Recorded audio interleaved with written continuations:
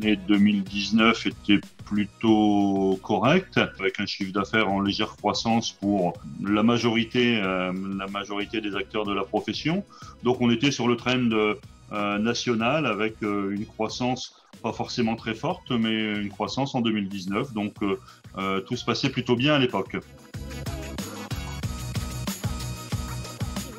Il n'y a pas une réponse, c'est au cas par cas et ça dépend beaucoup des secteurs d'activité pour lesquels on travaille. La crise n'a pas frappé de manière homogène les différents secteurs d'activité.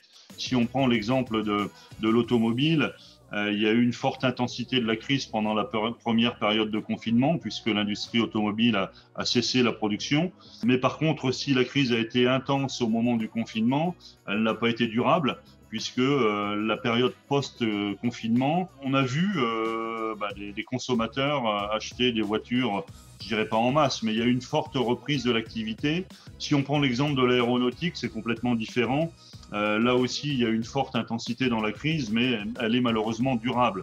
Il est difficile de la situer dans le temps, mais on entend les experts nous dire que la crise devrait durer plusieurs années. Si on prend le secteur de la construction, là aussi, on a eu un arrêt brutal des livraisons pendant la première période de confinement, mais il y a eu une reprise immédiate post-confinement et suivie, je dirais même conjuguée avec une période de rattrapage, c'est-à-dire que les chantiers qui étaient démarrés, de toute façon, vont se poursuivre et le chiffre d'affaires qui n'a pas été fait pendant la crise s'est fait juste après. Nous avons la chance en France d'avoir eu un gouvernement attentif à la crise et qui a apporté des solutions. Si nous nous comparons avec d'autres pays, je crois que nous n'avons pas à rougir de ce qu'a fait le gouvernement sur cette première phase de la crise. Le PGE, le prêt garanti par l'État, les reports de charges, les reports de mensualités d'emprunt, le chômage partiel. Donc ça, c'était le premier volet qui a permis aux entreprises de passer de faire face aux premières difficultés de la crise. La deuxième phase, c'est ce qu'on appelle le plan de relance qui commence maintenant puisqu'il a été évoqué récemment. Là aussi, c'est extrêmement ambitieux. Il y a 100 milliards qui sont mis sur la table. Ça devrait en tout cas contribuer à la relance de l'économie. Dire aujourd'hui si ce sera suffisant, c'est extrêmement compliqué, mais je pense que c'est ambitieux et je pense que l'État a été au rendez-vous de la crise. Première chose pour le FIMEF, ça a été de communiquer de l'information à ses adhérents pour s'y retrouver un petit peu dans cette marée d'informations qui étaient déversées sur nos entreprises. Donc, à la fois sur le plan économique, conjoncturel, fiscal, sur les aides financières, sur le juridique, sur le social, un petit peu, c'est plus l'UIMM, mais on a aussi communiqué sur le sujet. On a aussi beaucoup échangé entre adhérents. On a organisé une multitude de visioconférences qui permettaient un petit peu de partager entre nous à la fois nos difficultés, mais les solutions que nous mettions en place face à ces difficultés. Le fait de pouvoir échanger, ça nous a permis de partager un petit peu les bons conseils. Chose aussi importante, dès le confinement, le FIMEF a organisé un achat groupé de masques. Nous étions les premiers à disposer de masques, puisque c'est moi-même qui ai milité auprès de Bercy pour nous autoriser à les importer.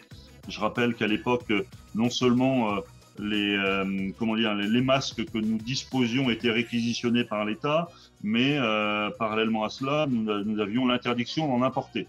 Je suis fier de dire que le FIMEF a été la première profession à disposer de masques dès la fin mars, quelques jours après le confinement. Aujourd'hui, dans le cadre du plan de relance, on a un plan de relance qui a été publié par l'État qui fait 76 pages. Il est difficile derrière chaque mesure d'identifier celles dont nos entreprises peuvent bénéficier. Donc là aussi, nos organisations professionnelles ont pour mission de décortiquer ce plan de relance et à travers des exemples précis, de nous indiquer quel type de projet, quel type de dossier nous pouvons déposer pour bénéficier d'une aide gouvernementale dans le cadre du plan de relance. Alors l'avenir plus ou moins proche va dépendre de notre capacité à faire face à la crise sanitaire. Il est clair que sans troisième vague, on aura une reprise économique qu'on nous promet assez forte et je pense qu'elle arrivera rapidement. Par contre, si nous devions faire face à une troisième, voire une quatrième vague, tout cela serait bien évidemment hypothéqué. Donc il est difficile aujourd'hui de situer dans le temps le moment où ça ira mieux, le moment de la reprise, puisqu'il va dépendre de la situation sanitaire et aujourd'hui, il est extrêmement compliqué de la situer dans le temps. Un petit peu partagé sur l'idée que les choses vont changer. Dire que les choses devraient changer voudrait dire que avant la crise, nos organisations industrielles n'étaient pas adaptées à la situation, parce qu'on ne peut pas non plus partir du principe que la crise va durer éternellement. Donc nous avions des organisations industrielles qui étaient adaptées à la situation économique en 2017, 2018, 2019. Je ne suis pas persuadé qu'il faille tout changer une fois que la crise du coronavirus sera terminée. Par contre, il y a quand même des leçons à retenir. On fait cette interview en visioconférence.